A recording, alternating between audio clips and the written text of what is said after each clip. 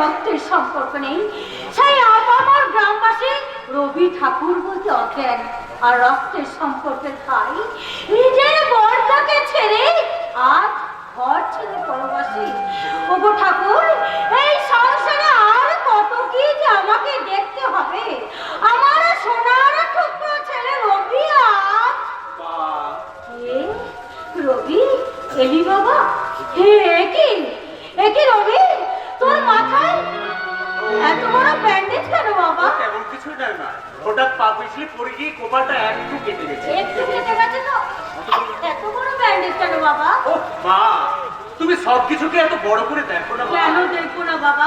আমি যে মা, তাই সন্তানের ছোট্ট আঘাত মায়ের বুকে যে বেশি করে বাজে বাবা। যা, সকাল থেকে তুই গিয়েছিলি কোথায় বাবা? একবার সৌরভের বাড়িতে গিয়েছিলাম। সৌরভের বাড়ি? হঠাৎ তার কাছে কেন গিয়েছিলি, যার কাছে আমরা বাথরুমের খাতায়? ও কথা বলো না মা, ওরা ছোট, ওরা ভুল করতেই পারে, কিন্তু আমরা বড়রা সেই ভুলগুলো যদি মানিয়ে নিতে না পারি। মানাতে গিয়ে নিজের সম্মানটুকু নিয়ে এসেছিস তো বাবা। নিশ্চয়ই, হাজার হোক আমি তার বড় ভাই। কত খাতির, কত যত্ন। পাগলটা তো আমাকে ভাত না খাইয়েই ছাড়লো না। তা বড় ভাই শ্বশুর বাড়িতে কি দিয়ে ভাত খেলে বর্দা? কি দিয়ে? সে অনেক কিছু, এই আলু ভাজা, বেগুন ভাজা, পটল ভাজা, ডাল, মাছের ঝোল, আলু কাবলি, ফুচকা। বর্দা, আলু কাবলি ফুচকা দিয়ে তুমি ভাত খেয়েছো? হ্যাঁ রে হ্যাঁ, আমি নিচে কথা বলছি নাকি? ওরে, ওদের বড় লোকের ব্যাপার, কত কি খাবার। থাক থাক বর্দা, এক পেট খিদে নিয়ে আর ভালো ভালো গল্প করে কোনো লাভ নেই। মা, তুমি বরং প্রতিমাকে গিয়ে বলো বর্দাকে যেন ভাত দেয়। কিন্তু আমি তো সৌরভের বাড়িতে খেয়ে এসেছি। এ কথা তো আমি অবিশ্বাস করছি না বর্দা, কারণ মেজো ভাই শ্বশুর বাড়িতে খাবার খাওয়ার চিহ্ন তুমি তো তোমার মাথায় পরে বয়ে এনেছো বর্দা। হ্যাঁ মা, ছোট ভাই শ্রদ্ধা ভক্তি আর ভালোবাসার বহিঃপ্রকাশ, বর্দার কপালে আজ রক্ত আর ব্যান্ডেজ। না না, তুই তাকে ভুল বুঝছিস ভাই। হ্যাঁ রে রবি, তুইও শেষকালে আমাকে মিথ্যা কথা বললি বাবা। এতে তো বর্দার কোনো দোষ নেই মা। কর্তব্যের নাক পাশে বন্দী হয়ে একদিন ধর্মরাজ যুধিষ্ঠিরকেও বলতে হয়েছিল অশ্বত্থামা হত ইতি গজ। তুই একটা সামান্য ব্যাপারকে নিয়ে এইভাবে চিন্তা করিস? আমি যে তোমারই আদর্শে গোড়া বর্দা, তাই তোমার এই সূক্ষ্ম চিন্তাধারা আমার মধ্যেও তো কিছুটা বইছে। কেন না মা, কেন না, এখনই চোখের জল সব পুড়িয়ে ফেললে পরে তুমি কাঁদবে কেমন করে?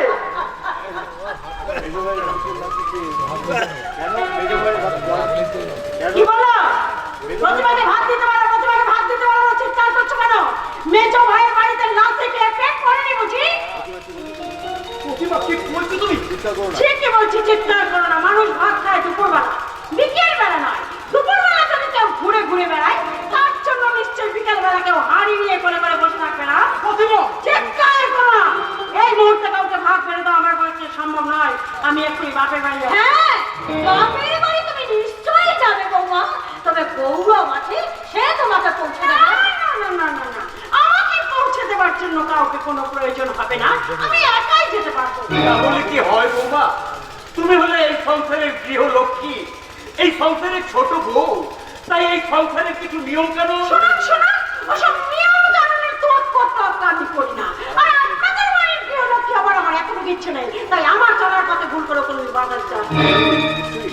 নিশ্চয় প্রতিমা তো জাতামে নয়, ও দস্তুর মতো এই ঠাকুর পরিবারের ছোট বউ, অর্থাৎ এই গৌরব ঠাকুরের স্ত্রী। তাকে তুমি জ্ঞান দেওয়ার চেষ্টা করো কোন সাহসে বর্দা? এই পলাশটাকা গ্রামের একজন সাধারণ চাষা বই, আর তুমি অন্য কেউ নও। তাই তোমার মর্যাদার আসন থাকবে ওই গরিব মেহনতি ছোট লোক চাষাগুলোর মধ্যে। অন্য কেউ তোমায় মর্যাদা দেবে কেন? কেন তোমাকে তাদের বুকের মাঝে বসিয়ে ভক্তির পুষ্পাঞ্জলি দেবে? তাদের কাছে তোমার একটাই পরিচয়, আপনি আমার স্বামীর গায়ে হাত তোলেন কোন সাহসে? না বৌমা, আমি তোমার স্বামীর গায়ে হাত তুলি। আমি হাত তুলেছি আমার ছোট সন্তান, আমার আদরের নিবি গৌরব ঠাকুরের গায়ে, যাতে আমি শিব বসে গিয়ে একটা বদর তৈরি করেছি।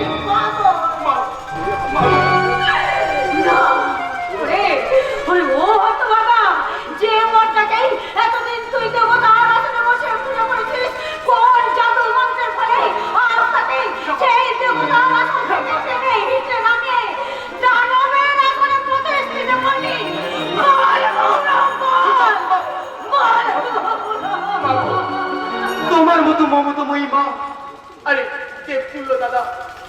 এই ঠাকুর পরিবারের ঐতিহ্য বজায় রাখতে নিজের স্ত্রী তথা এই ঠাকুর পরিবারের গৃহবধূর গায়ে হাত তুলতে আমার শিক্ষা বিবেক মনুষ্যত্ব আর চিৎকার করে উঠেছিল মা। তাই তো তোমাদের অপমান আমি নীরবে হজম করেছি। তাই তো শিশুকালে যাদের বুকে মুখে লাথি মেরে আমি বড় হয়েছি, যে দাদার ভাগ ধরে আমি চলতে শিখেছি, যে দাদার কানে চড়ে আমি চিনেছি এই জগৎটাকে, আজ আঘাতটা আমি তাকেই তো দিয়েছি। তার সঙ্গে যে আমার রক্তের সম্পর্ক, তাই তারা আমার এই অপমান সহ্য করবে। কিন্তু এই পরস্পর কেন আর অপমান সহ্য করবে? তাহলে তুমি তোমার রক্তের সম্পর্ক নিয়ে থাকো, আমাকে আমার কথাই চলতে দাও। না বউ, ও তোমার স্বামী, যদি দুটো কটু কথা বলেই থাকে ওর হয়ে, আমি তোমার কাছে ক্ষমা ছি ছি বর্দা ছি, মাথাটা হেড করে না, তুমি জায়গা পেলে না শেষে গেলে একটা নরকের তুমি তোমার স্বামীর নাম মুখে আনলে, শুধু নাম ধরে ডাকাই নয়, আমার চলার পথে জঞ্জাল হয়ে বাধা দিতে এলে দু পায়ে সে জঞ্জালটাকে ঠেলে ফেলে দিলে এ বাড়িতে আমি চলে যাব না বাবা না। স্বামী স্ত্রীর মধ্যে ভুল বোঝাবুঝি হতেই পারে, তাই বলে এইভাবে তুমি সমস্ত রাগ অভিমান বিদ্বেষ বুকে পুষে নিয়ে খুব গায়ে লাগছে, তাই না? লাগবেই তো, রক্তের সম্পর্ক কি না? এই কথা তুমি বলতে পারলে আমি কি কোনোদিন তোমাদের দুজনকে আলাদা করে দেখেছি? এই সংসারে দুটো চঞ্চল পাখি, সুখ সারি তোমরা দুজন, তোমাদের নিয়েই তো এই সংসারে হাসি গান আনন্দ। ভুলে যান আপনাদের এই একই ভালোবাসার টানে এই প্রতিভাকে আর কখনো কোনোদিন আটকে রাখতে পারবেন না।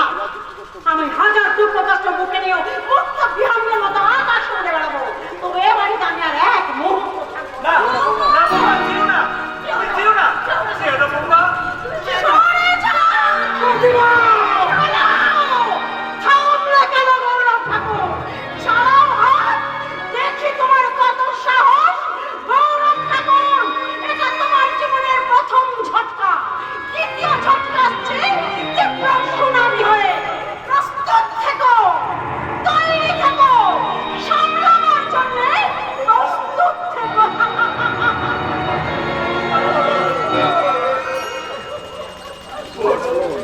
ওঠো বর্দা, ওঠো। সংসার রণা করে সেনাপতি তুমি পরাজিত হয়ে চলবে কেন? তাই সম্রাট গোপাল পুষের মতো ট্রাই এগেন। হারিনি, আমি হারিনি গৌরব, আমি হারিনি। আমি শুধু ভাবছি এমনি চালাই তুই কতদিন চলছি, আর আজ কত জ্বালা যন্ত্রণার বই প্রকাশ করলো। এই হাত দিয়ে আমি দূর করে হাত তুলেছি, তাই এই অন্যায়কারী হাতকে আমি অন্যায়কারী হাতকে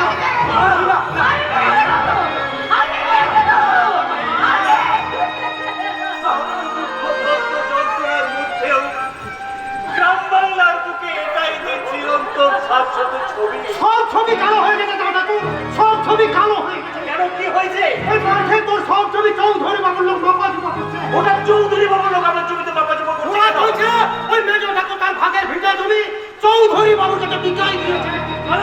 মাঠে সব চাষি জড়া হয়েছে দাদাকু, তুই একবার আমাদের হুকুম দে, ওদের অন্য দাঁড়া কালচাম, আমিও দেখছি ওরা কি করে আমাদের পৈতৃক জমি আদায় করে নেয়। আই কালচাম না, ওদের কাজ ওদেরকে করতে দেয়। যাদের এই সংসারের ঠিক নেই তাদের পরের উপর খবরদারি করে চলতে হয়। আজকে আমাদের এই সংসারের ভিতটাই আলগা হয়ে গেছে। তাই তো আজ শ্মশান হতে চলেছে এই ঠাকুর বংশ পরিবার। সেই মন্দিরে বাড়িয়ে দাঁড়িয়ে থাকা যে ভিখারিকে আপনি তাড়িয়ে দেবেন না তো মা? দুয়ারে এসে, মন্দিরের দুয়ারে এসে কেউ তো ফিরে যায় না, কিন্তু তুমি কে মা? চিনতে পারলে না মা? এই যে আমাদের সংসারের দেবী, আমাদের মেজো বৌমা। না বলতে না, আমি দেবী হতে চাই না। আমি এই মন্দিরের এক পরি পড়ে থাকা দেবদাসীকে আমি নিজে না খেয়ে সকলকে খাইলে আমি যে দাসী হতে চাই বর্ত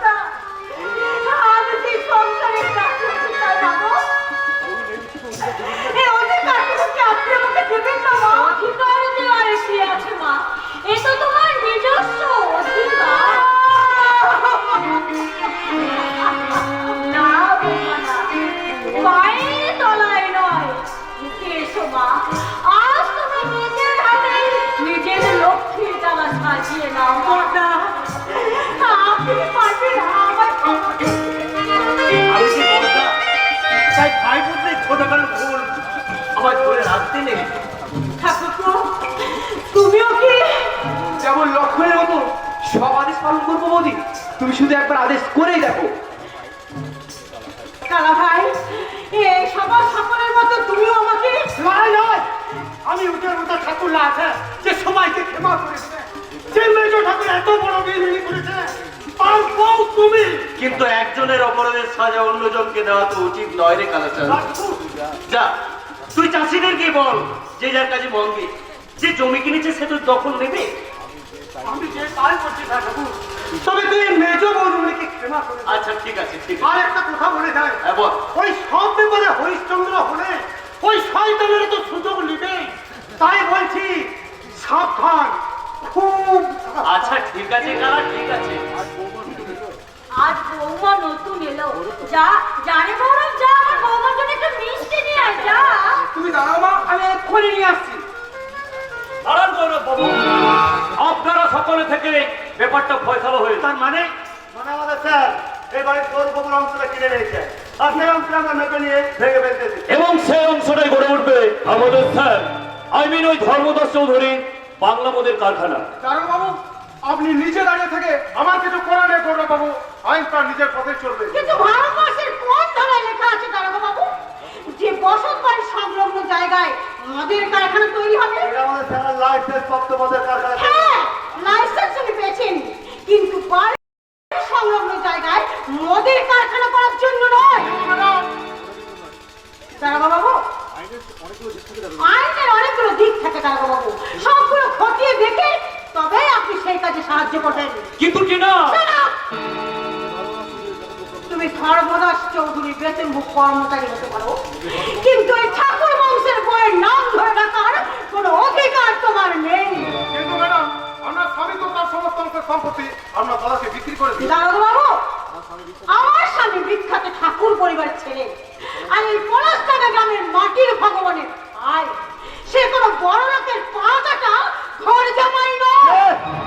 এত চেষ্টোর দাঁড়া দেখাচ্ছি মজা। এই, এই বড় লোকের পাঁচাটা কুকুর, বলিস তোদের বড় লোক সাহেবকে এ বাড়ির একটা ইট কাঠ পাথরেও হাত দিতে যেন না আসে, আর যদি সাহস থাকে সে যেন নিজে আসে এই ঘর ভাঙতে। কিন্তু ম্যাডাম, আইনের কাছে বাধা দিয়ে আপনি ভুল করছেন। না, ভুল নয়, আইনের উপরেও আছে মানবিকতা, মনুষ্যত্ব, মানব ধর্ম, আর সেগুলো ভেঙেও যদি ঘর ভাঙতে চায় তারা আমার লাশের উপর পা দিয়ে যেন ঘর ভাঙতে, তার আগে কিছুতে এই বাড়িটাকে সে স্পর্শ করতে পারবে না।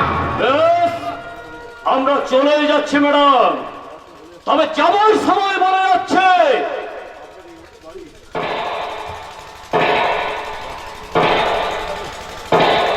আপনার এই অতিবর একদিন এ বাড়ির সর্বনাশ ডেকে আনবে। তখন সৌরভ বাবু আর যাই করুক, বউয়ের এই তেন্দ্রামো কিছুতেই সহ্য করবে না, কিছুতেই না। সত্যি সত্যি বৌমা, তুমি এই ঠাকুর পরিবারের জাগ্রত লক্ষ্মী প্রতিমা। হ্যাঁ হ্যাঁ মা, আমি তো তোমাকে লক্ষ্যের ডালা সাজিয়ে দিতে বলেছিলাম, কিন্তু তুমি নিজেই তো লক্ষ্যের ডালা। মা, তোমাকে আমরা লক্ষ্মীর আসনে বসে আমরা পুজো করি। না না ঠাকুর, না, এই কথা বলতে নেই। মা লক্ষ্মী তো তার নিজের আসনেই রয়েছেন, তার থেকে এসে ঠাকুর আসল মা, আসল মাতা, আমরা সবাই মিলে সে মা লক্ষ্মীর পায়ে প্রণাম করি। বিশ্ব বিশ্বর বাচ্চা দেবতা সর্বদা পরিমাণ দেবী মহালক্ষ্মী নমঃ।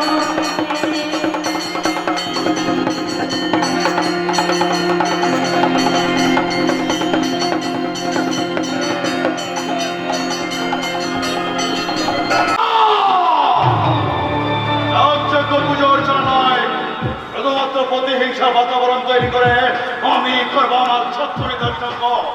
ওরা হয়তো ভুলে গেছে আমি ধর্মদাস চৌধুরী।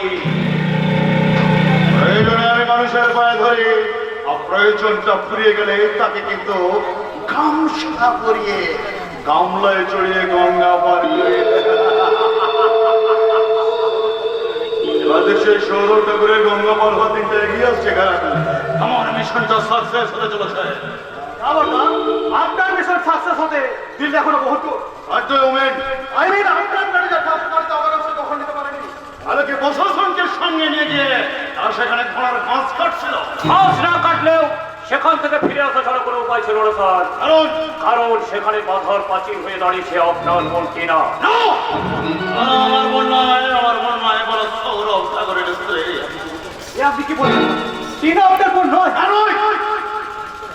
এই যদি আমার বোন হতো তাহলে কিন্তু সে আমার কথা মতো চলতো কখনোই ওই ভিখারি নির্দেশে ওই ঠাকুর পরিবারে গিয়ে উঠতো না। আমি এখন বেশ বুঝতে পারছি সৌরভ, এটা তোমার এই কাজ থাকে। তুমি তোমার ভাগের সমস্ত সম্পত্তি আমাকে বিক্রি করেছ, অথচ ওখানে টিনাকে পাঠিয়ে দিয়েছো সেই সম্পত্তিটা রক্ষা করার জন্য। তাই কি কখনো হয় বর্দা? আমি আমার সঙ্গে সব সম্পর্ক ছিন্ন করে আপনারই পদাশ্রয়ে পড়ে আছি। এটাও তোমার একটা সুগভীর চক্রান্ত সৌরভ। তবে তুমি একটা কথা মনে রাখবে, তোমার এই চক্রান্তকে এত সহজে আমি সফল হতে দেব না। তোমার ভাগের সমস্ত সম্পত্তি আমার এই হাতের মুঠায় না আসা পর্যন্ত আমি তোমাকে টাকা না করি। তা বললে কি হয় স্যার? যেহেতু টিনা আপনার বোন, কেন যাস? তাছাড়া আপনার বোন যদি ও বাড়িতে গিয়ে আশ্রয় নেয় তাহলে রবি ঠাকুরের কাছে আপনি তো একেবারে হেরে যাবেন স্যার। আমি ধর্মদাস চৌধুরী, আমি কখনো হারতে শিখিনি। জমিদার বংশের ছেলে আমি ধর্মদাস চৌধুরী। প্রয়োজনে মানুষের পায়ে ধরে আর প্রয়োজনটা ফুরিয়ে গেলে এই সমস্ত মানুষগুলোকে তিন তিনটে লাথে মারে। যে তোমার তাই তিনটে মিষ্টি লাগবে দেবদাস, তুই আবার এখানে কি জন্য এসেছিস? তোমার কাছে প্রতিবাদ করতে নয় দাদা, কারণ তোমার কাছে প্রতিবাদ করতে গিয়ে মেঘটা বিপ্রদাস চৌধুরী আজকে কোথায় হারিয়ে গেছে, আজও তার সন্তান পাইনি। তাই আমি আরেকটা বিপ্রদাস হতে চাই না দাদা। দেবদাস, আজকে কথা রেখে এখান থেকে বেরিয়ে চলে যা। যাচ্ছি দাদা। তবে সৌভাগ্যবানটা কে? ও সৌরভ বুঝি? ভালো, খুব ভালো। যারা কাঞ্চন ফেলে কাজকে বুকে তুলে নেন তাদের দোষা এমনই হয়।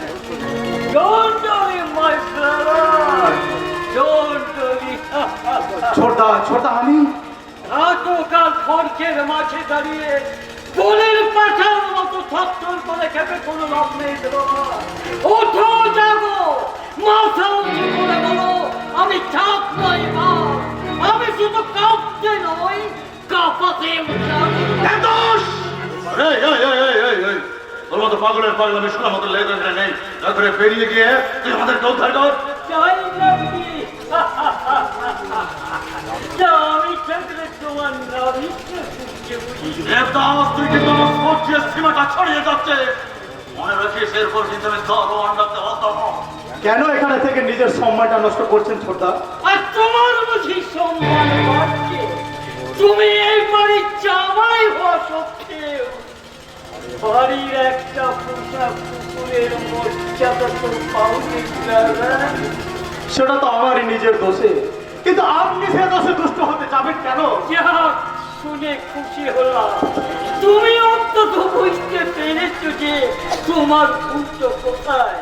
এবার পারো তো সংশোধন করো, নইতে ভুলের চাকরি ডুবে মরো। চলে চলে দাদা, গুড বাই।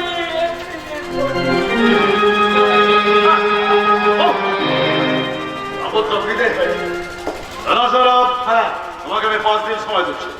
এই 5 দিনের মধ্যে তুমি যদি টিনাকে আমার বাড়িতে বসিয়ে আনতে পারো তাহলে কিন্তু তুমি তোমার সমস্ত সম্পত্তি বিক্রির পায়ের পয়সা তুলে পাবে এবং তোমার মদের কারখানা হবে। নইলে কি বলা? You are a big zero. সবাই সম্মানহীন নেতা, ফুটপাতের ভিখারি সম্রাট। তখন কি জানো, আমাকে বোঝাচ্ছি আমি যে এটা নেড়ি কুত্তা পুষি সেটা কিন্তু আমার অনেক আগে, কারণ সে অন্তত বিপদের আগে আমাকে সজাগ করে দেবে।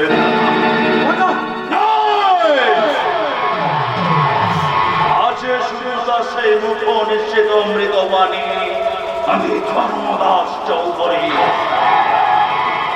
প্রয়োজনে আমি মানুষের পায়ে ধরে, প্রয়োজনটা ফুরিয়ে গেলে ওই মানুষটাকে ভালো করে গামছা পরিয়ে গামলায় চড়িয়ে গঙ্গা পার করে দিতে।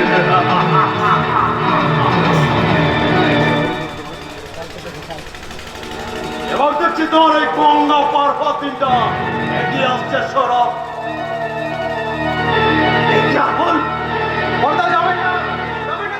শুনুন,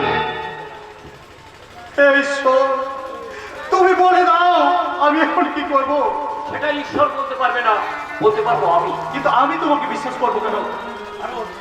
কারণ আমরা একই পথের পথিক বলে। ম্যানেজার, না, ওটা আমার একটা খরচ মাত্র। আসলে আমি ধর্মদাস চৌধুরীর হাজার পাপের ছায়া শক্তি। কিন্তু কেন কেন তুমি এখানে এভাবে পড়ে আছো?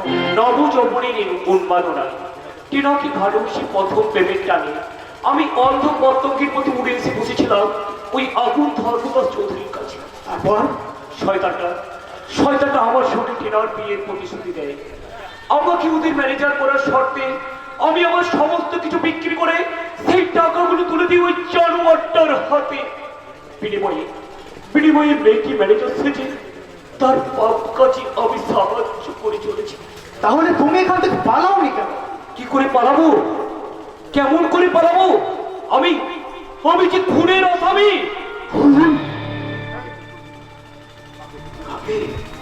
কাকে খুন করছো তুমি?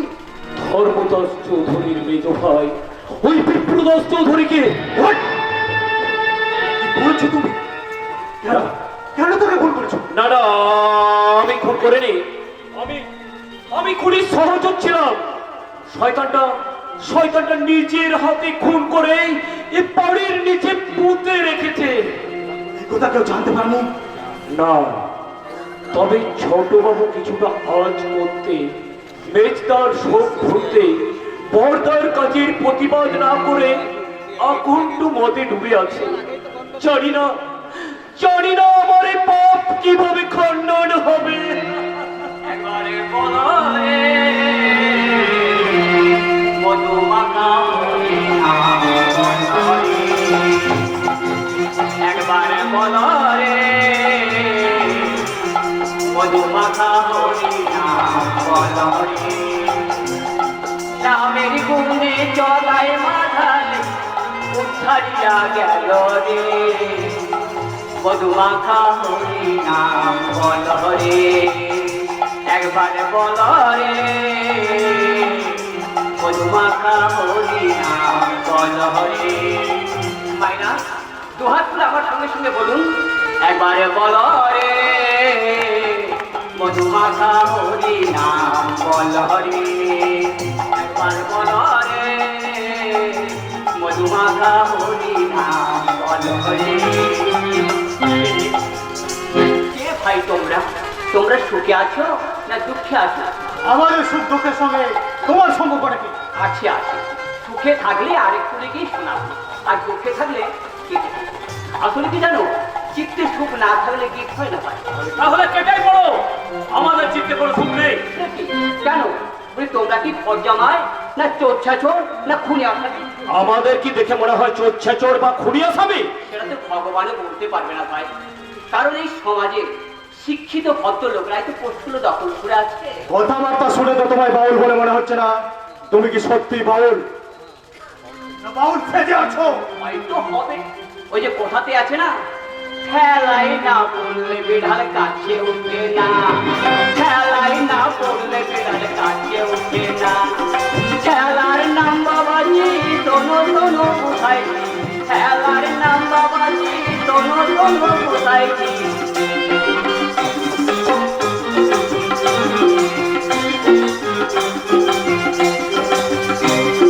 মোরার ভয় যতই করো জমে ছাড়বে না, মোরার ভয় যতই করো জমে ছাড়বে না। হায় হায় খেলাই না পড়লে বেড়াল কাছে উঠে না, খেলায় না পড়লে মেডামে গাছে উঠলেন না। কিছু বুঝলে ভাইয়া? ও তাহলে কি তুমি কোনো খুনি আসামি আত্মগোপন করার জন্য বাউল সেজে আছো? হয়তো ঠিক। হ্যাঁ হ্যাঁ, এই যে কথাই বলে না, রতনী রতন চিনে আর খুনিকে চিনে খুনি। তুমি নিশ্চয় তাও খুন করছো? না না, আমি খুন করিনি। তাহলে খুন হতে লেগেছো, আর নয় তো খুনি থাকলে একদম 100%। না না না, আমি জানি না জানি না জানি না। তাহলে এটা কি করে জানলে যে বাড়ির নিচে লাশ পুঁতা আছে?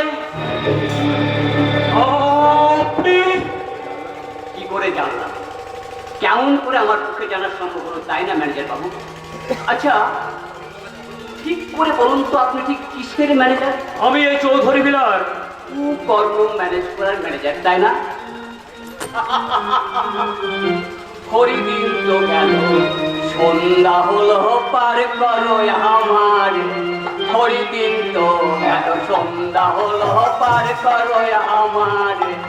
তুমি পারের কর্তা জেনে বার্তা তাই ডাকি তোমার।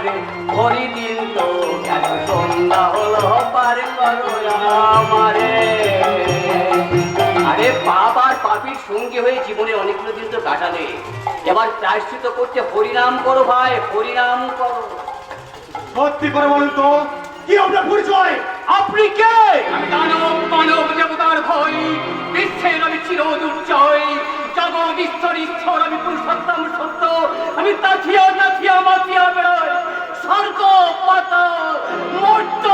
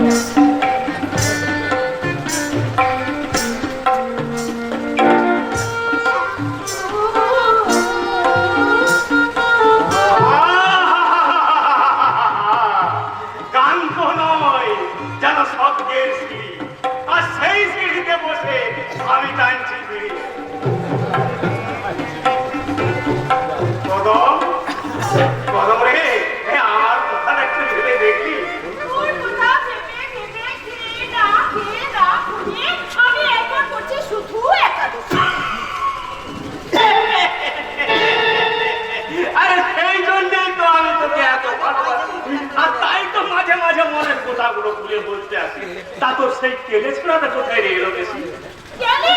আমার যে তার জন্য টাল বুঝিয়ে খুব বেশি। আরে কদম, তোর ওই কালার হাতের বাসি মাঝে মাঝে হয়ে যায় ওসি, আর তাই দেখে আমি বিড়নিকে বের করে মরতে বসি। একদিন তুই আমার হাতে মরবি না শালা। না ভাই, এই গরিবের কথাগুলো লাগবে মিষ্টি বলে একটু বাসি। তার আগে বল, কেন তুই আমার বউ কাছে আমার সবসময় লেগে থাকে? সব বড় লোকের পায়ে তেল মাখানো করতো আমি মুখে। ওরে বড়ু, ওই সিং দুটো নিয়ে বুতো না থাকে, কান দুটো খাড়া করে শোন। কলি যুগের দেবর লক্ষণ আমি। ওরে বউদের পিছনে ঘুরবো না তো কি এই মাসি মাদার পিছনে ঘুরবো? ওরে খা ভাই, পেটের দায়ে আমি শয়তানদের কাছে চাকরি করি, কিন্তু সেখানে হাসির কোনো সুযোগ নেই, আসে শুধু শয়তানি। তাই পেয়ে মাঝে মধ্যে কদমবউদের কাছে এসে একটু হাসি ঠাট্টা করে আনন্দ পায়। কিন্তু এই গরিবের ছেলে একাদশীর মনে কোনো কুমতলব নেই। একাদশী ওদের সকলকে আমি বড় ভালোবাসি। পেটের দায়ে ওই শয়তানদের কাছে চাকরি করলেও আমি আজও ওদের মতো অমানুষ হয়ে যাইনি। তা আমি জানি না একাদশী। সেই জন্য যদি কদমকে কত হাজার কথা বলি, তার জন্য আমি কিছু মনেই করি না। হ্যাঁ, যাওয়ার সময় তোদের একটা কথা বলে যায়, এত সাবধানে থাকি, কারণ এই কদম বৌদিকে দাবার বুদ্ধি সাজে ওরা শয়তানি খেলাতে খেলতে চাইছে। সাবধান কালা, সাবধান বৌদি, ও সাবধান। একাদশী কিসের জন্য সাবধান করে গেল রে কদম? তবে কি ওই শয়তানের তোকে নিয়ে কোনো কুমতলব বাড়ছে? ফলের ছোড়া ছলের অভাব নাই রে কারা, তুই কোথাটা গা ঠাকুরকে জানা, আমিও দেখবো ওই শয়তানদের কালো হাতের দৌড় কত দূর। তবে তুই তাড়াতাড়ি দল নিয়ে বাড়ি ফিরে চল, আমি ওই গা ঠাকুরের বাড়ি যাচ্ছি। হ্যাঁ, মোটেই দেরি করিস না কিন্তু। গা ঠাকুর ওদের সব কিছু সব আঘাত মুখ বুঝে মেনে নিচ্ছে বলে তো ওই শয়তান গুলা ওই গাটাকে গিলে খেতে চাইছে, কিন্তু না, তা হবে না, এর প্রতিফল ওদের পেতেই হবে। তোকে আমি চালান করে দেবো ওই বড় বাবুর খাস কামরা, যেখান থেকে কাপ ছিল তোর কোনো হদিসেই পাবে না। তুই গায়ের ছেলে হয়ে গায়ের মেয়ে সফল আছো। তারা গ্রামের মেয়ে, আপনি বাজলে পাবেন না। তুই সেই বাপকে ফেলে যাবে না জানার। কি ছোটর মেয়েদের চান করার খাটে তুই কি করছিস রে? আরে না না বাবু, এই রাস্তা দিয়ে যাচ্ছিলাম আর হঠাৎ দেখে সালে সাবাস সাবাস, এবার ওটাকে নিয়ে গিয়ে ওই গাড়িতে তোল। আর হ্যাঁ, যেন চিৎকার করার সুযোগ না পায়। বাবু সম্বন্ধ হয়ে মরে গেলেও গুণা থেকে কোনো আওয়াজ দিল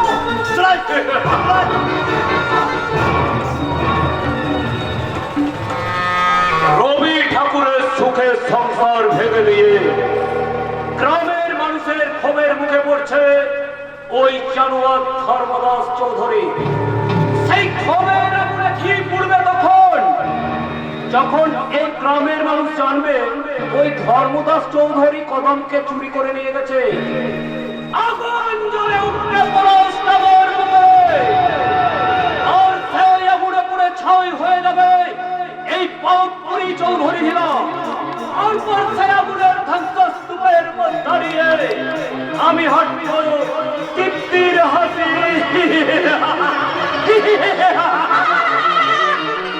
তোমরা দাঁড়িয়ে দাঁড়িয়ে একা একা তুমি হাসছো, আর আমি তোমাকে সারা জঙ্গল পছন্দ করে খুঁজে বেড়াচ্ছি।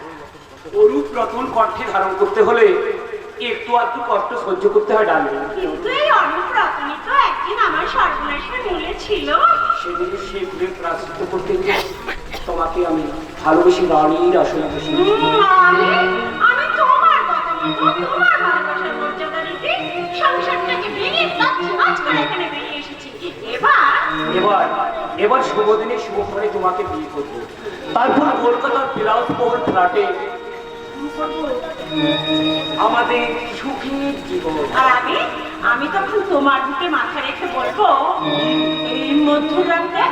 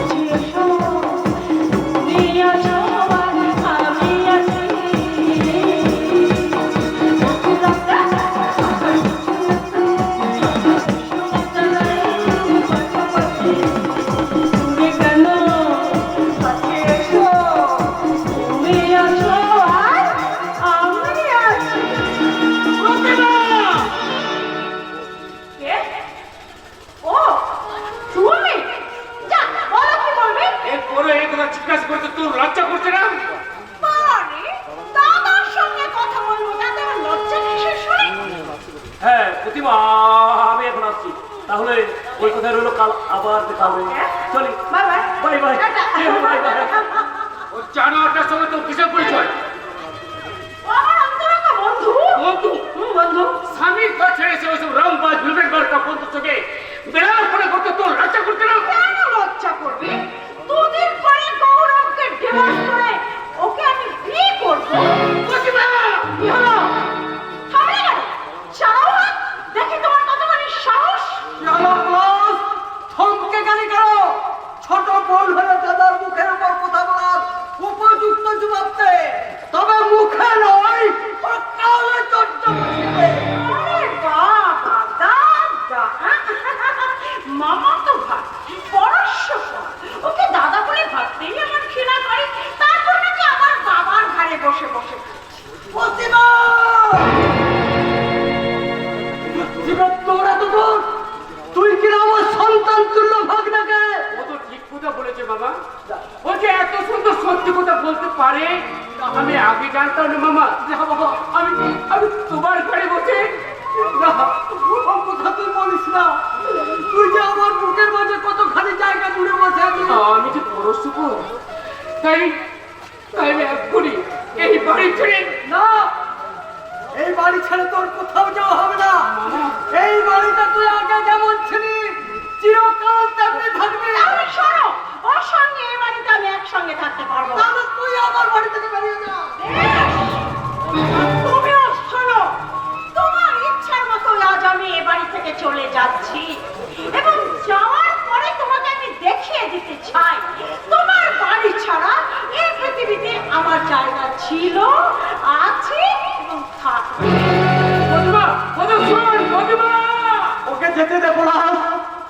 যে অপরাধ করে ও ঠাকুর বাড়ি থেকে বেরিয়ে এসেছে, তাতে ওর মুখ দেখা মহাপাপ। মামা, ও যে তোমার মেয়ে। এই জন্য তো ওকে সহ্য করে আমি এই বাড়িতে আশ্রয় দিয়েছিলাম। কিন্তু আজ যখন বুঝতে পেরেছি ও পাপের সাগরে ডুব দিয়ে এখানে এসে উঠেছে, তখনও যা। ওর মতো মেয়ের জন্য এই বাবার বুকটা যদি হাহাকার করে, তাহলে সেই বুকে তুই পাথর চাপিয়ে দিবি। হ্যাঁ বলাস, তোর বাবা গরিব চাষা হতে পারে, কিন্তু কারো বেইমানি সহ্য করতে পারে না। নিজের কোথার মর্যাদা রাখতে যে দেবতা ওর জন্য শতাগত সহ্য করেছে, সেই দেবতাকে অপমান করে বাড়ি ছেড়ে বেরিয়ে গেছে। তাই আজ থেকে জানবো আমার মেয়ে মারা গেছে, মারা গেছে।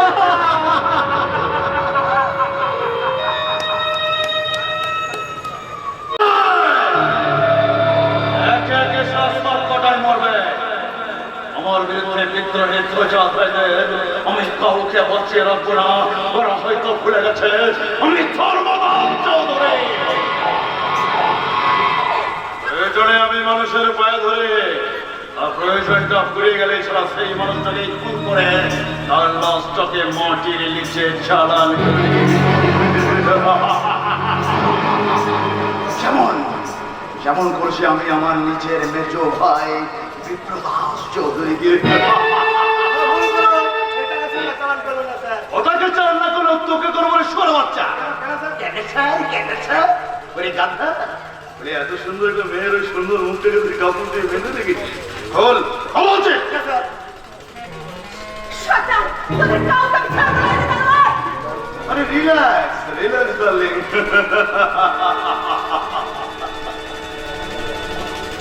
এরে এরে ছোটন, তোর রাগ করছে। এবার তুই একটু শক্ত করে কথা বলতে ছোটন। আরে অনেকে মেয়েকে তো তুলে নিয়ে গিয়ে তোরা নিজেরাই হোক করছিস, তাই কথমকে আবার আমার কাছে আনতে কেন? আমরা খুশি করতে চাই। খুশি করতে আমি জানি তো তোদের কোনগুলো সব জানি তো, তোরা আমার মত না খেলে সত্য কথা বলতে পারিস না। তার জন্য আমি কিন্তু মদ আগে থেকে এনেছি, এনে খা।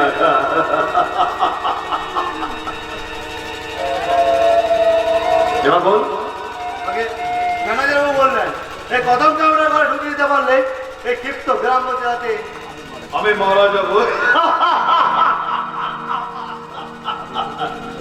আর তখন ধরে এই পলাশ জগতে সবাই মিলে রাজত্ব করবি। কিন্তু সেই সুযোগটা তো তুই আর কোনোদিন পাবি না রে গোপাল। কারণ তোর এই মদের মধ্যে আমি মিশিয়ে দিয়েছি বিষ। এবার আমি ধর্মদাস চৌধুরী প্রয়োজনে তোদের মতো ছেলেদেরকে আমি পায়ে ধরে দলে টানি, আর প্রয়োজনটা পুড়িয়ে গেলেই সারা রাত মেরা শুরু করে বেরিয়ে যাও।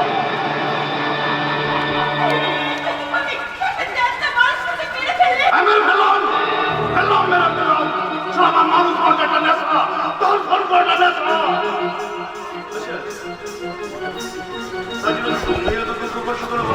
ওই জামাটাই কিন্তু তোমাকে আমার কাছে এনেছে। বেশি নিয়ে কমই করিস না বাবু, আমাকে কোনো টাকা দেবেছিস যে তোর চালাককে আমি ধরতে পারবো না। পারবে না, কিন্তু মস্তাঙ্গা গ্রামের বুদ্ধিমতী মেয়ে, আর আমিও জমিদার বংশের ছেলে বুদ্ধিমান। তাই এই দুজনে মিলেমিশে একাকার হয়ে যাওয়াটা তো ভগবানের ইচ্ছে গেলে, এই কথাটা কি তোমাদের ওই গ্রামের ভগবান রবি ঠাকুর তোর বাপ মুখে তোর ঠাকুরের নাম নিবি না বাবু। নেবো না, একদম নেবো না। তবে যদি তোমার কি কাছে ভাই, এসো এসো এসো, তোমাকে তোমাকে সমস্যা হয়। ছাড়বো, তোমার হাত নয়, আমি তোমাকেও ছেড়ে দেবো। তবে তার আগে উনি মুখের মধ্যে চলে আগুনটা নিভে যাওয়ার পর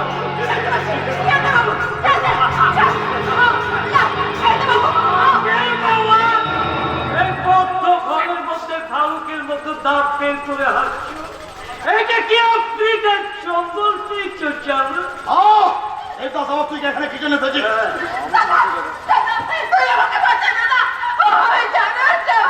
চিড়ে খেতে চেয়েছিল, এই তো ওটাই তো জানার ধর্মের খবর।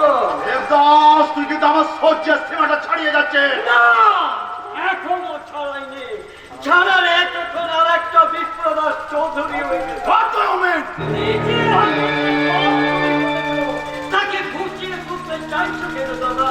তোমার অন্যের পাপের প্রতিবাদ করতে গিয়ে মেয়েটাকে হারিয়ে গেছে।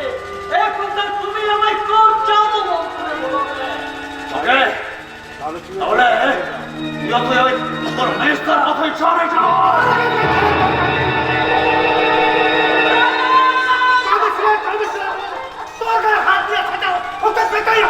পাপের স্থলপরা তোমার পূর্ণ হয়েছে ধর্মদাস চৌধুরী, তাই গ্রামের মুখে বাস করে গ্রামের মেয়েদের ইজ্জত নিয়ে তুমি ছিনিমিনি খেলা শুরু করেছো। নাটক, আরে আরে তোমরা সব ভুল ভাবছো ভাই, আমি তো এই কদমকে বোঝাচ্ছিলাম। ধর্মদাস চৌধুরী, তোমার কুকর্মের খেলা আজ সারা পলাশডাঙ্গা জেনে গেছে। তবু ভূতপূর্ব জমিদার বংশের ছেলে হিসাবে এই গ্রামের মানুষ তোমায় বারে বারে ক্ষমা করে এসেছে। এবারের মতো আমাকে ক্ষমা করে দাও, আমি প্রতিজ্ঞা করছি। প্রতিজ্ঞা নয়, একটা কথা মনে রাখো ধর্মদাস চৌধুরী, এই গ্রামের মানুষের অতি সহজ সরল বলে তোমাকে তারা বারে বারে ক্ষমা করে এসেছে, কিন্তু তাদের আত্মসম্মানে খারাপ পড়লে তারা একদম বোমার মতো ফেটে পড়তে জানে। সেই কথা বলার কথা থাকে ঠাকুর, আজ ওকে আমি কাল শুধু দেবদাস তার মুখে এবারের মতো তোমরা ক্ষমা করে গেলাম, কিন্তু ধর্মদাস চৌধুরী, আজ থেকে তোমার হাতের এই পিস্তলটা থাকলো আমার হাতে। দ্বিতীয় দিন যদি কখনো এই ধরনের ঘটনা ঘটে, তাহলে তোমার এই পিস্তলের গুলি দিয়ে তোমার বুকটাকে আমি ছাঁচড়া করে দিয়ে যাবো। এই আমি বলে গেলাম। এসো কেন ভাই, এসো বৌদি। মনে রাখাই তোমার বংশরা, দেশের মানুষ তোমাকে ক্ষমা করলে তাই তোমায় ছাড়বে না। তোমাকে বধিবে যে বকুলে বাড়ি যেতে। আমাকে বধিবে যে বকুলে বাড়িতে এসেছে। ওরে আমি ধর্মদাস চৌধুরী, আমাকে বিনাশ করা এত সোজা ব্যাপার নয়। আমি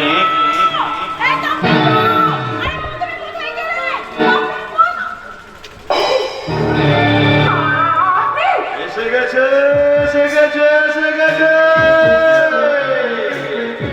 আমার তো রূপের দাস ইসকা মনে আমি।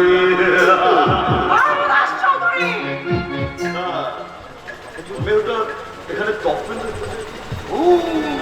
ও আচ্ছা আচ্ছা আচ্ছা, তাহলে তুমি দেখছি আমার ওই মরা ঘাটে নৌকো বাঁধার চেষ্টা করছো। আরে বাহ বাহ বাহ, তাহলে তুমি দেখছি একটা সোনা গাছের ডানা কাটা পড়ে।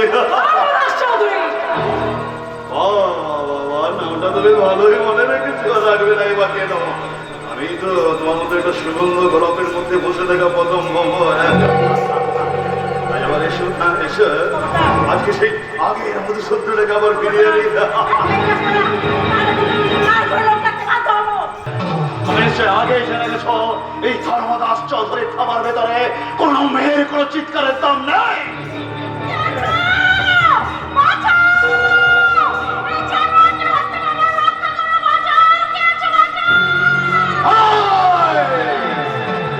অযথা চিৎকার করছিস কারণ এই জানোয়ার হাত থেকে যদি কেউ বাঁচাতে আসবে না, কারণ এই জানোয়ার আজকে তোকে বুকের মধ্যে জড়িয়ে ধরে অক্টোপাসের মতো আমার চুষে খাবে।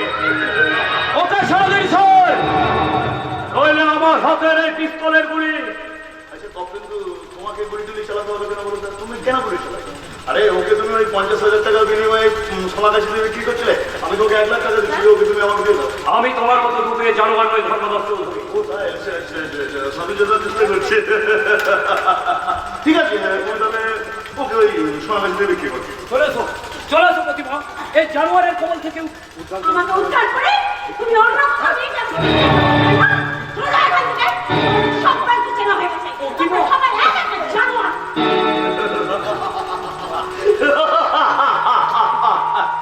দেখলে তো তপেন্দু, প্রতিমা কিন্তু তোমার সঙ্গে যেতে চাইছে না। তাহলে তুমি কি করবে বলো তো? কি করবে? হ্যাঁ, ওই সেই রবি ঠাকুরের গানটা আছে, যদি তোর ডাক শুনে কেউ না আসে তবে একলা চলো রে, একলা চলো, একলা চলো, একলা চলো রে।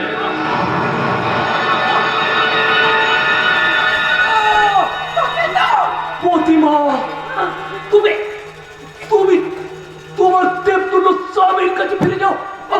আমি এই শয়তানটার কথা মতো তোমার ঘর ভেঙে দেওয়া। তুমি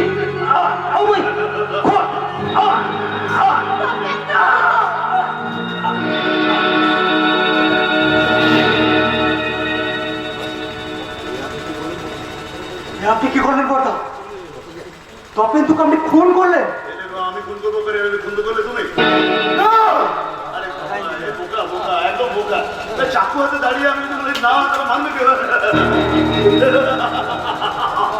তবে একটা কথা, তোমাকে আমি বাঁচার উপায়টা বলে দিচ্ছি। তুমি তপেন লাশটাকে বস্তায় পুড়ে তোমার গাড়ির মধ্যে চাপিয়ে কায়লা থেকে করে ধরে ফেলে দিয়েছো।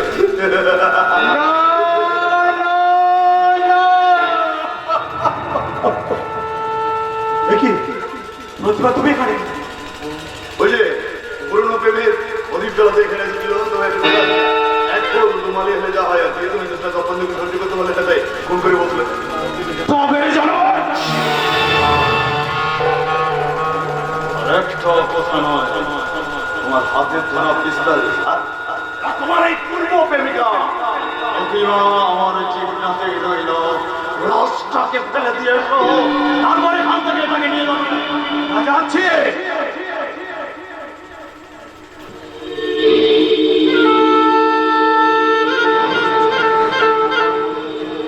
তবে যাওয়ার সময় বলি ওই শয়তান ধর্মদাস চৌধুরী যদি বেঁচে ফিরে আসতে পারে, তোর এই শয়তানের যোগ্য জবাব আমি দেবই দেব। কখন থেকে শুনেছি কেউ বলছে জবাব দেবো, কেউ গাড়ি গালা দিচ্ছে না। আরে ওরা ভুলে যাচ্ছে আমি ধর্মদাস চৌধুরী। প্রয়োজনে এই সমস্ত ছেলেগুলোকে না আমি পায়ে করে দলে করে, আর প্রয়োজনটা ভুলে গেলে না না, তার আগে ওর ব্যবস্থাটা আমি করে দিই। হ্যালো, হ্যাঁ হ্যাঁ অফিসার, আমি ধর্মদাস চৌধুরী। শুনুন শুনুন অফিসার, আপনি যত তাড়াতাড়ি সম্ভব আমার বাড়ির জামাই ওই সৌরভ অ্যারেস্ট করুন। আরে হ্যাঁ, ও আমার বাড়ির ম্যানেজার তপেন্দুকে ফোন করে তার লাশটা বস্তায় পুড়ে তার গাড়িতে করে ওই জঙ্গলে ফেলে ফেলতে যাচ্ছে। হ্যাঁ হ্যাঁ, আরে আপনি ইমিডিয়েট ওকে অ্যারেস্ট করুন, ইমিডিয়েট। ও কি বিভৎস শয়তান! তুমি কি মানুষ না দুপে জানোয়ার? এটা ভারতবর্ষ, এই ভারতবর্ষের খবরের কাগজের হেডলাইনটাতে থাকে ধর্ষণের খবর, আর নিচে থাকে জাপানি তেলের খবর। সেই দেশে ভারতের মায়ের ক্ষুদিরাম জন্মাবে না, আমাদের এই মতো জনক জন্মাবে। আমি ধর্মদাস চৌধুরী। এই শোনে, ওই সমস্ত ছেলেগুলোকে পায়ে হাত দিয়ে প্রণাম করি, অপ্রয়োজনটা খুলে গেলেই এই চাকু দিয়ে তাদের সব একটা একটা করে খুন করে।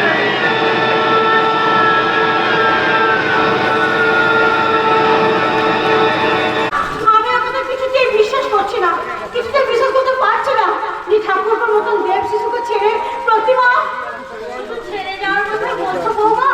জানো, ওকে না জানি কেমন মানসিক নির্যাতন করেছে, তবু ওকে কিছু জিজ্ঞাসা করলেই সব কিছু হেসে উড়িয়ে দেয়। ঠাকুর তো ওটাই মহৎ গুণ মা। ও দুঃখ কষ্ট কোনোদিন ওকে কোনো স্পর্শ করতেই পারে না। অথচ দেখো, সামান্য গরিব ঘরে চাষির মেয়ে হয়ে প্রতিমা ও ওর মতো ছেলেকে লাঞ্ছনা গঞ্জনায় বিভিন্ন করে ঘর ছেড়ে পালিয়ে চলে গেল। বাইরের পৃথিবীটাও চেনে না মা, চিনলেও ঘর ছেড়ে কোনোদিন বাইরে পা রাখতো না। দেখবেন একদিন সব ছেড়ে এসে আপনার পায়ে ধরে আশ্রয় চাইবে। এই সময় এবার কি কি চাইছিল মা? আজ মাঠ থেকে মা লক্ষ্মীর পৌঁছ আসছে, আর আমার বাড়িতে মা লক্ষ্মীর হাতে রান্না পায়েস। ধরো মা ধরো, এই গোবিন্দভোগ চালগুলো দিয়ে বেশ জমিয়ে পায়েস রান্না করো তো মা। ও নিয়ে আপনি কোনো চিন্তা করবেন না বর্দা, আমি ভাতটা নামিয়ে পায়েস চাপিয়ে দিচ্ছি। আচ্ছা বর্দা, আজকে আমাদের বাড়িতে কতগুলো মুনিশ খাবে? শুধু মুনিশ কি বৌমা, আরো সবাইকে নিয়ে 80 লোক পর্যন্ত হবে। আজকের এই আনন্দের দিনে হতভাগাটা যদি বাড়িতে থাকতো। থাক না বর্দা, তার কথা শুনে আজকের দিনে আন্দোলনটা আপনি মাটি করবেন না বর্দা। আপনি একটু এখানে বসুন, আমি আপনার জন্য জল নিয়ে আসছি। হতভাগাটার জন্য লক্ষ্মী প্রতিমার মতো মেয়েটা খালি হয়ে গেছে, আর গৌরবটা মনমরা হয়ে সবই আমাদের অদৃষ্ট বাবা। তাহলে তোর মতো বড় ছেলে যে বাড়ির কর্তা, সে বাড়ির সুখের সূর্যকে কেন অমাবস্যার অন্ধকার গ্রাস করবে বাবা? যে ছিল এই বাড়ির খুশির তুফান, সেই গৌরবের চোখে মুখে আজ হাজারো দুঃখ যন্ত্রণা আছে, সে তো তোমারই কাছে আসে বর্দা। তাই আমার কথা চিন্তা না করে তুমি মেজদার কথা ভাবো। মেজদা মানে সৌরভ, কেন কি হয়েছে না? ধর্মদাস চৌধুরীর চক্রান্তে এক জোড়া খুনের টাই মেজদার জেল হাজতে।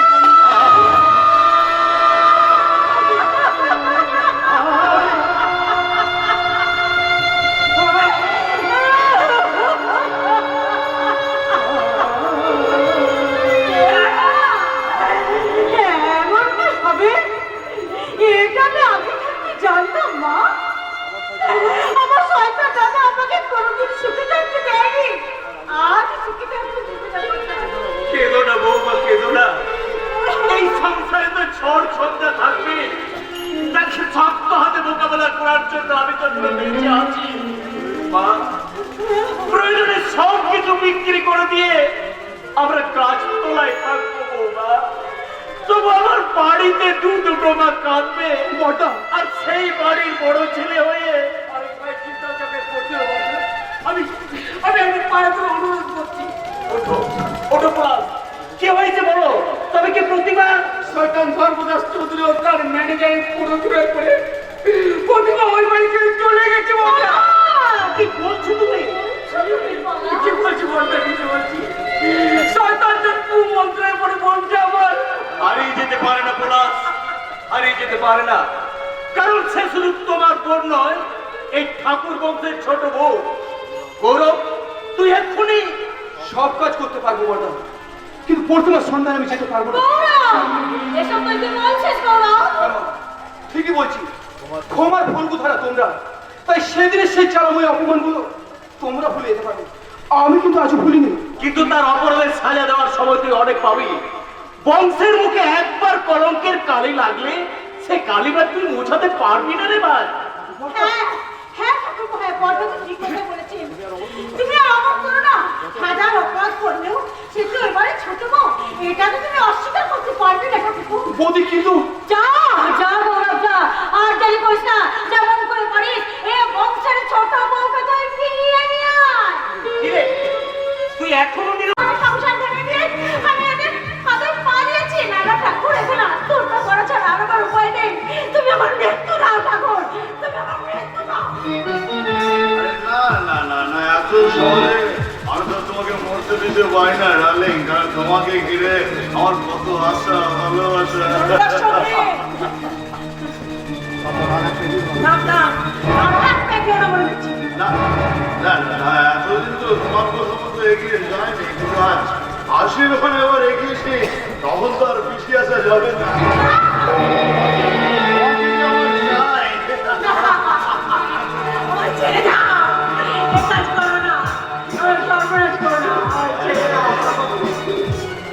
কোনো চিটামিটি করার সুযোগ পাবে না, কারণ তুমি আগেই দেখে নিয়েছে ধর্মরাজ্য সবার ভিতরে চিৎকারে তোমাকে শেষ করে দেবো।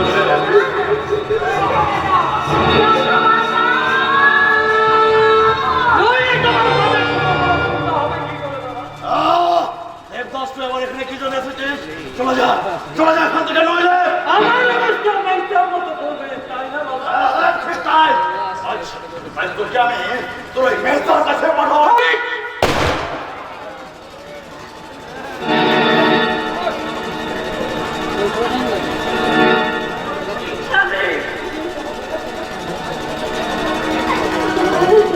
আবার তুমি চোখের জোরে শুদ্ধ হয়ে সে মন্দিরে তুমি প্রবেশ করবে, কারণ তাদের আদেশে আজ আমি তোমায় উদ্ধার করতে এসেছি।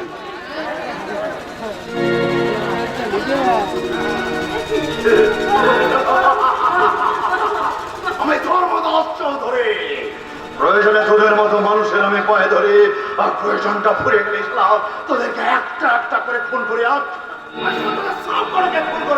আমি আমার পয়েন্টটাকে সাহায্য করবো।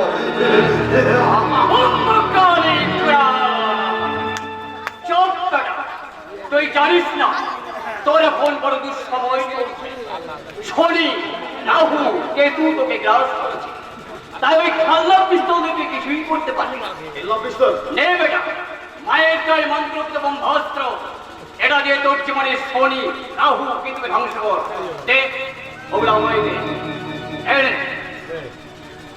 কিন্তু স্বামীজি, চোখ বড় মূর্খ, আমার মুখের উপরে কথা বলবি না। আমি মূর্খ? মূর্খ নষ্ট কি নিজের ভাইকে খুন করে ঘরের মেঝের মধ্যে পুঁতে রাখে? কি আপনার পরিচয়? তার আগে তুমি বলো দাদা, ও যা করছে তার সত্যি কি? ও সম্পূর্ণ মিথ্যা কথা বলছে। ওই ভণ্ড সন্ন্যাসী যে কথা বলছে একদম সম্পূর্ণ মিথ্যা কথা বলা তুমিও পার পাবে না ধর্মদাস চৌধুরী। তোমার কুকর্মের খেলা আজ সারা ৫০ টাকা জেনে গেছে। সবাই চিৎকার করে বলছে, গায়ের মুখে তুমি একটা রাহুযুক্ত শয়তান জানোয়ার। শুধু তাই নয়, ও একটা জঘন্য খুনি। শয়তানটা নিজে পেয়ে হয় বিপ্রদাস চৌধুরীকে খুন করেছে, আর আমারই চোখের সামনে খুন করেছে ওই তপেন্দ্র ছোটনকে। অপরাধ স্বীকার করে ধর্মদাস চৌধুরী নিজের মুখে বলে তোমার কুকীর্তির ইতিহাস কেমন করে তুমি সর্বনাশ শিখে দেবে। আমি কোনো অন্যায় করি, আমার চৌধুরী পরিবারের হিতগুলোকে পুনরুদ্ধার করতে হয়, আমার সংবিধানের মেয়ের রক্তের ধারাকে বজায় রাখতে হয়, আমি সব করছি সব ঠিক। কিন্তু সারা দেশবাসী বলছে অন্য কথা, তারা তোমার বাড়িটাকে ঘিরে রেখেছে, তারা তোমার বিচার চায়। একবার পুলিশ প্রশাসন যাচ্ছে দাও। আমি আমার খোঁজ দিয়ে এসে গেছি স্যার। মাথাগুলো লাঠি চার্জ করিয়ে ফাটিয়ে দেন, আর প্রয়োজন হলে পুলিশ এসে মাথায় পাহাড় চালিয়ে তারা টর্চর হবে ধর্মদাস বাবু। ধন্যবাবু, আরে ঠিক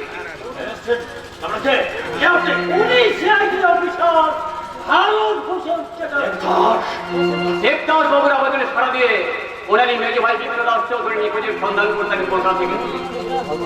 শেষের মাই আইডেন্টি ধর্মদাস চৌধুরী, বিপ্রদাস চৌধুরী তপেন্দু গাঙ্গুলি ও ছোটনকে খুন করার অপরাধে আমি আপনাকে অ্যারেস্ট করলাম। চেষ্টা করবে না, আমাকে অ্যারেস্ট করা এত সহজ নয়। তোদের সম্পর্কে খুন করে